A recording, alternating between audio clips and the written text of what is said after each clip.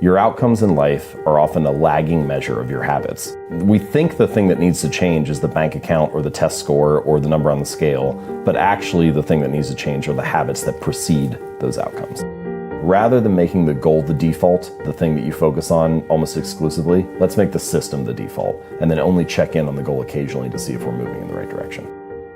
Achieving a goal only changes your life for the moment. It's actually not the thing that you're looking for. We think the results are the thing that needs to change, but it's actually the process behind the results. Like, if you have a messy room, let's say your bedroom is a mess, and you set a goal to clean that room, you can get motivated and do it for 2 or 3 hours, and then you turn around and you have a clean room for now. If you don't change the messy habits that led to a dirty room in the first place, then you turn around 2 weeks later and you have a messy room again. And so actually you don't need a clean room, you need better cleaning habits, and then your room will always be clean.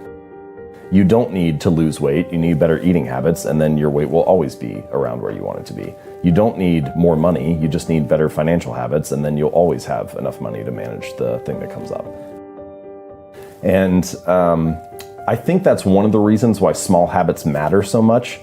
They don't necessarily transform your life overnight, right away. Like, doing one push-up does not transform your body, but it does cast a vote for being the type of person who doesn't miss workouts.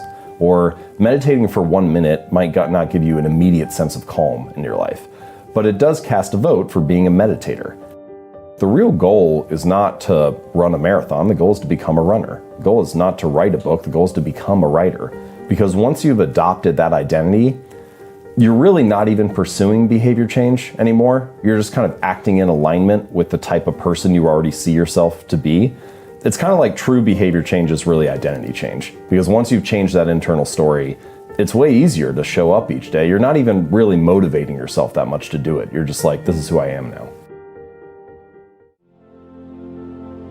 There's sort of this like yo-yo effect, you know? Right. Like someone trains for a half marathon and then they run the race, and that race motivated them to train for the last 3 or 4 months. And then the race ends and they stop, they take a week off, then a week turns into 2 weeks, then 2 months and so on. And then they turn around like 4 months later and like, man, I haven't ran in months. Like, I need to sign up for a new race or something. Because if it's all about the goal, as soon as the goal is achieved, you don't have that motivating you anymore. But if instead it's about being a runner, then even once you finish the race, you still have a reason to show up again the next week, because you're like, well, that's what I do is I run. That's who I am. Right. And so I think that that's a more, in pretty much any domain, true long-term thinking is really goalless thinking. It's much more about being that person, developing that identity, following that system, and then you just happen to realize your potential along the way. So what you come to realize is that your habits reinforce a particular identity. And sometimes this can be positive and sometimes it can be negative. The story could be things like, I'm bad at math, or I'm terrible at remembering people's names, or I'm not good at remembering directions to places. Yeah. And all of those that's just an internal story that you tell yourself, but each time you have an experience that reinforces that, the story gets solidified. And so I think the method, the takeaway here is that every action you take is kind of like a vote for the type of person you want to become. And if you can master the right actions, if you can master the right habits, then you can start to cast votes for this new identity, this desired person that you want to be. Good habits become easy habits when you can learn to find joy in delaying gratification.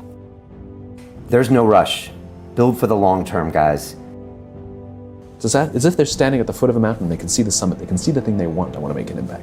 What they don't see is the mountain. This large, immovable object. You can go up fast, you can go up slow, I don't care, but there's still a mountain. What they don't understand is that life, that relationships, and career fulfillment are a journey.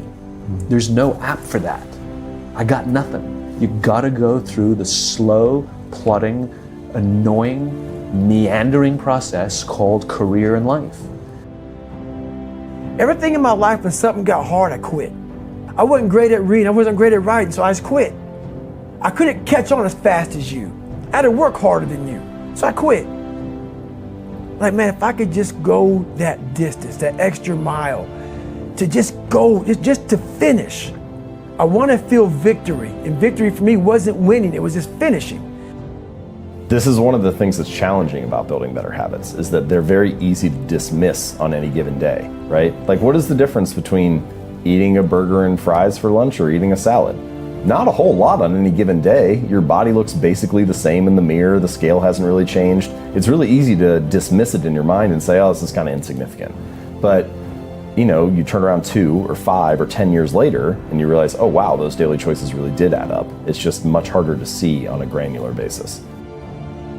The cost of your good habits is in the present, and the cost of your bad habits is in the future. And the fact that we prioritize the present over the future ends up making a lot of habit change difficult for that reason.